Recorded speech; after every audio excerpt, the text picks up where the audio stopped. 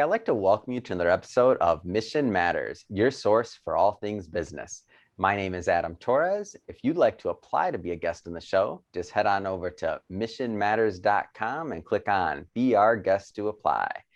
All right, so today I have Summer Napier on the line, and she is CEO and president over at Healing Hands Healthcare and Little Black Bag House Calls.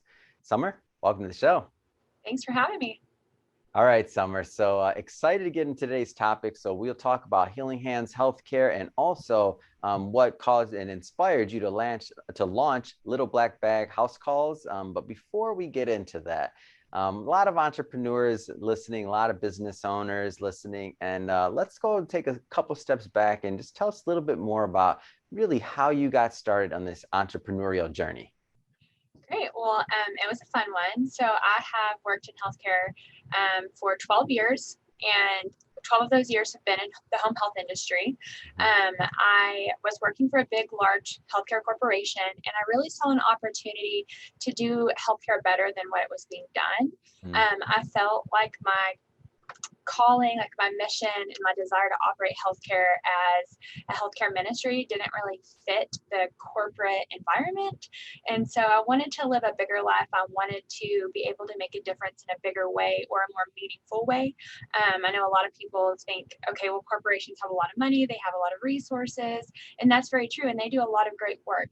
I just knew that my mission was much different. And so I had the opportunity. I was very blessed to have some really great people around me that, latched onto that mission. And my business partner is also my very best friend. And so we were able just to, dig in and see if this was for us. And we took the leap of faith, and here we are today.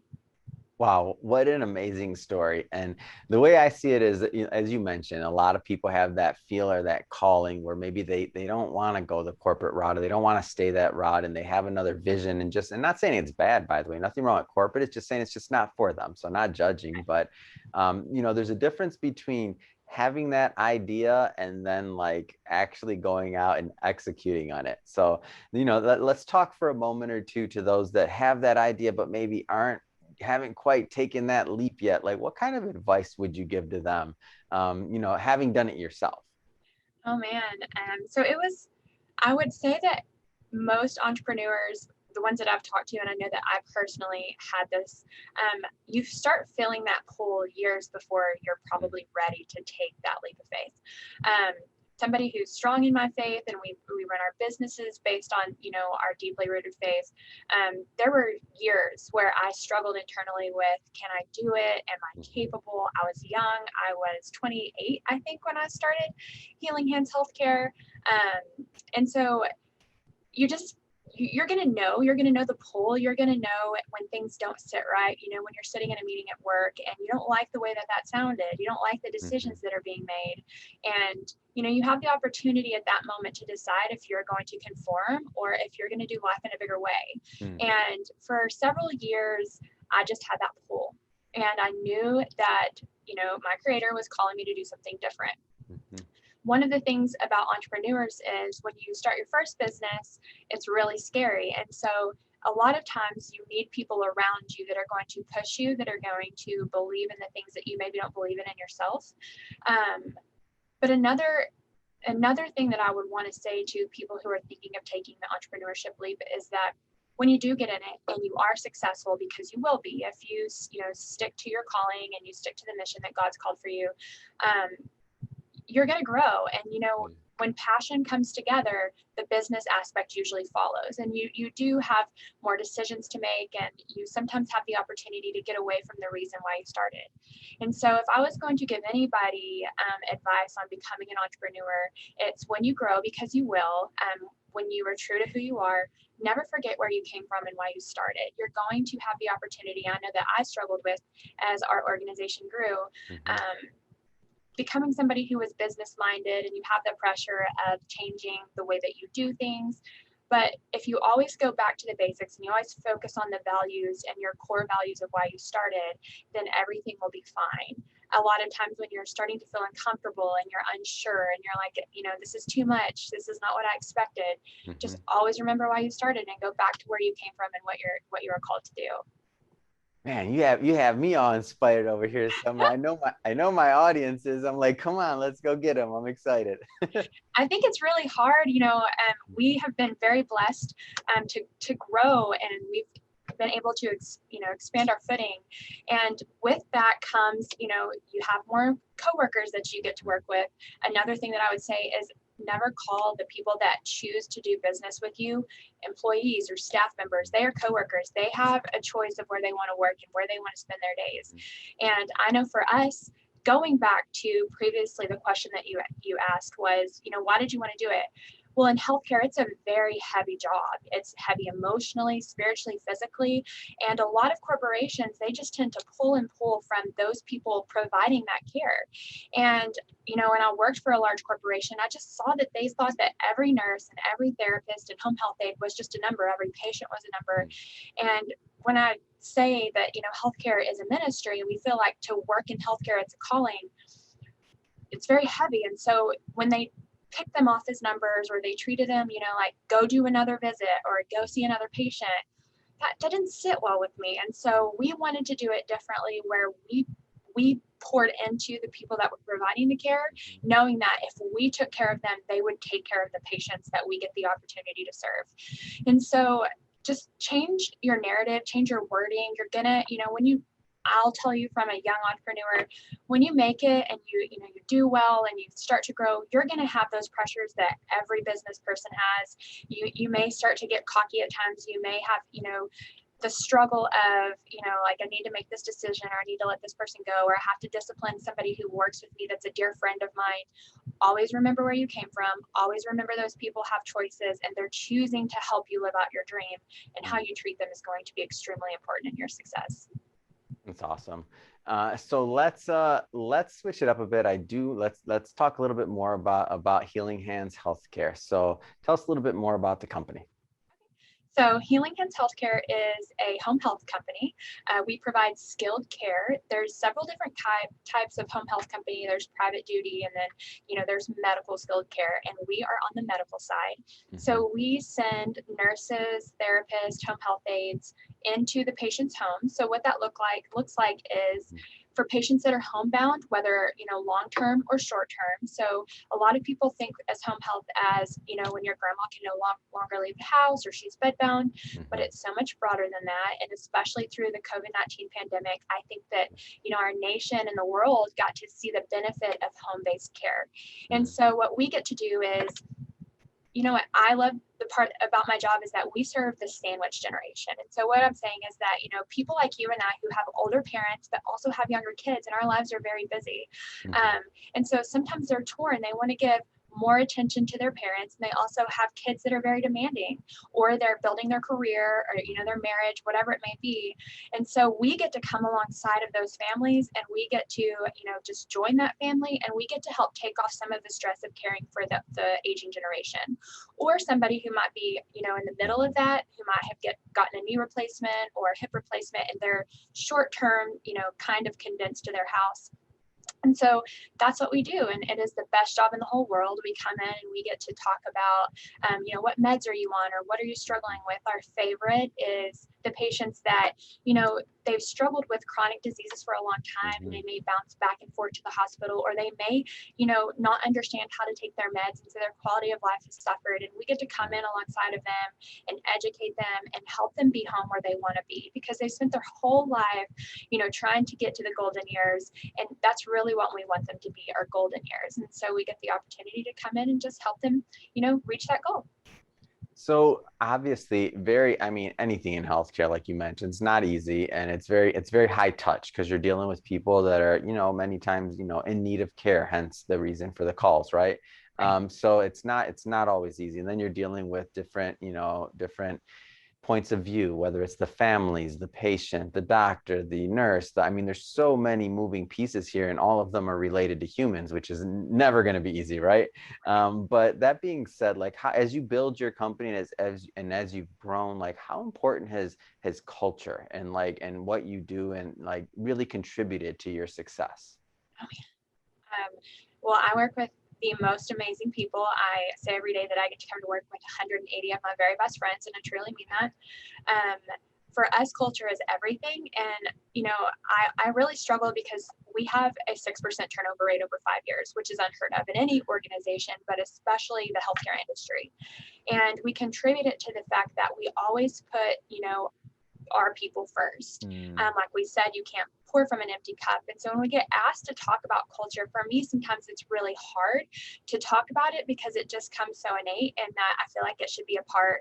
It's just a natural part of how you treat people, regardless of, what your religion is. Like I said, we're deeply rooted in faith. The golden rule is to treat people as you want to be treated. And I think if you do that first, everything else falls into line. But also, for those of you that read, the book, The Advantage by Patrick Lencioni, he talks about how corporate culture is the advantage that most people don't think of. And so, I talked about earlier, as you start a business and you have the opportunity to, get pulled in different directions, never forget that the best secret that you have in your pocket is how you treat your people and how they feel about serving for you. No, that's amazing. And I get that. And that 6% turnover rate, I mean, you have a big staff. That's amazing. Like, that is so low. Like, to have that number attributed to the culture. I mean, it's one thing to say it. It's another thing to have the numbers back it up too. It's amazing what you're doing over there. Thank you. I want to go more into the actual, services and kind of the day-to-day of what Healing Hands Healthcare look like. So you said, home-based medical care. Tell us a little bit more about what that looks like. Okay. Well, one of the best examples I can give you is through the COVID-19 pandemic, we have what's called a hospital at home program. And so a lot of people don't know what home health is, or, home health also is an industry that can be overrun with fraud. And so some people have, a bad taste in their mouth about it.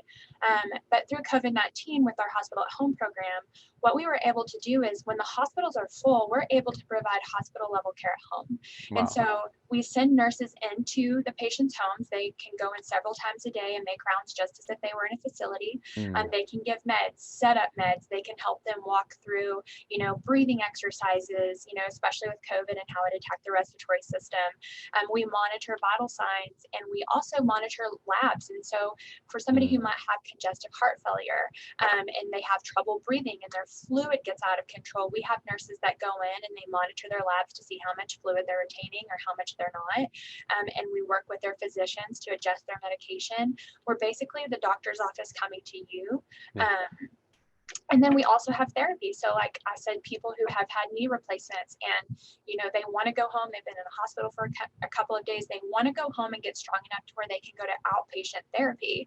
They may not need to be home indefinitely, but for those next couple of weeks, the pain's going to be there, that kind of stuff. And so we want to make sure that we come in and we help get them stronger and get that movement back in that joint and help them be able to get back out into the world where they want to be. So, obviously you started with this business and then you expanded to Little Black Bags house calls. So what was the idea for this, and really how did this come? I mean, as if you didn't already have your hands full, so to speak. I think any business is born from a frustration, like I said, of wanting to do it better. And so for Healing Hands, one of our main goals and what we are held accountable for is keeping people out of the hospital. And so, like I said, we have to get orders from physicians, and all of the physicians' orders drive our care. We can't do anything that we don't have an order for. Yeah. And so when we had patients, we're treating very sick patients and chronic diseases, and things would come up. So for people who aren't in the healthcare industry, one of the major diagnoses that we treat in home health is, for those of you that aren't in the medical field, is COPD, which stands for chronic obstructive pulmonary disease. And that's a breathing issue. And for those patients that may have smoked all their life or have been around it or just had something happen that caused it, they're very fragile. And so when they get sick, they get a respiratory infection, let's say, bronchitis and the seasonal changes, they can end up very sick very quickly. And one of our jobs is to make sure that we catch those things prematurely so they don't escalate. So when that happens in home health, we are supposed to, call the doctor and tell them, we think this person's starting to get sick. We're seeing early signs of an infection.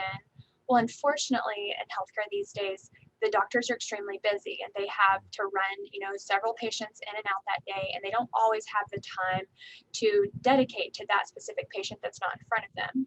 And so we were getting, always the runaround about, well, just send them to the ER. And we're like, no, that's not what we're here for. We're going to keep them out of the ER. It's simple.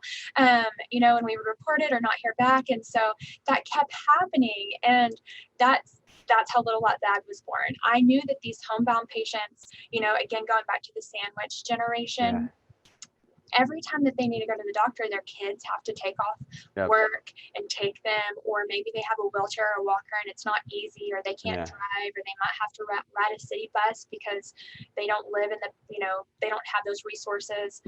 And so Little Black Bag was born from that. We saw a need that wasn't being met. We needed to fill it. We had no idea what we were doing when we started it. It was a rough couple of years, I'll be very honest. But now we have the opportunity to bring the walking clinic to them. So to keep them from going to the ER, to keep their kids from having to take off work. We don't take the place of their primary care doctor.